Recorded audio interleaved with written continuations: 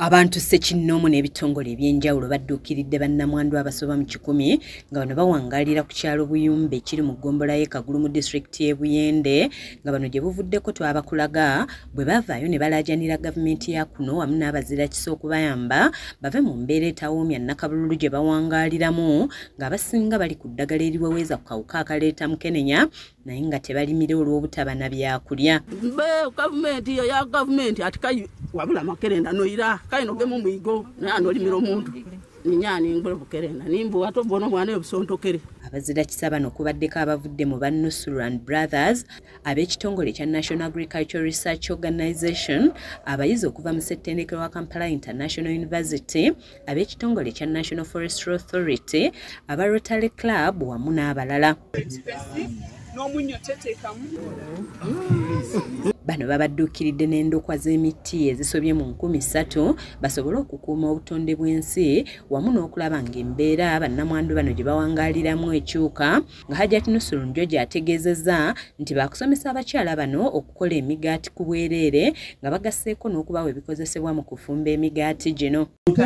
Era tulina enteekateeka ey'okuyamba ku bamaama bano tuba training okuba nti nabo era basituka tuba training okukola emigaati okukola kekisi nga tukozesa ebirungo bino. Dr. Nassa Kasozi atwala ekitongole ekya Narrow yeeyamye okuwa bannamwandu bano ensigo za kasooli ne soya ennongooseemu basobole okulwanyisa ebbula ly'emmere n'obwavu wabula nga baakusooka kubayigiriza nnima ey'omulembe. We have agreed that we shall provide them through after an MOU to build their capacity in modern farming practices and also to avail them with better and high-yielding varieties of seed, especially for maize. They have talked about maize, they have talked about soya, they have also talked about rice.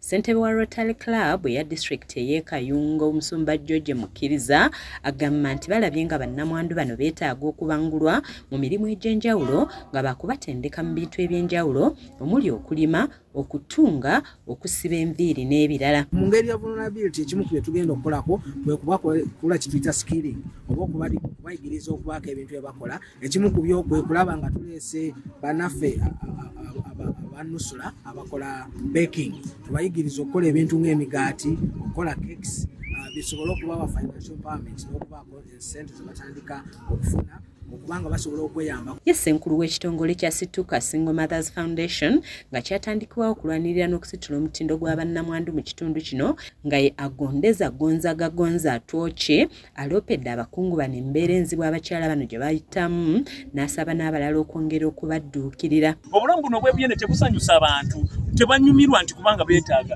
naye okuba nti tusobola okuviirayo wamu ebitongole tukolagana wamu n'ebitongole parastatal bodies ebitongole bya gavumenti abanakyewa tuveeyo for this cause tusobole okukwatira wamu okuyamba ba single mothers. Ssentebe w'ekyalo kino David Balifunali asiimye abadduukiridde abatuuze be ng'ategeezezza nti ng'abakulembeze embeera ebadde yabasukkako dda.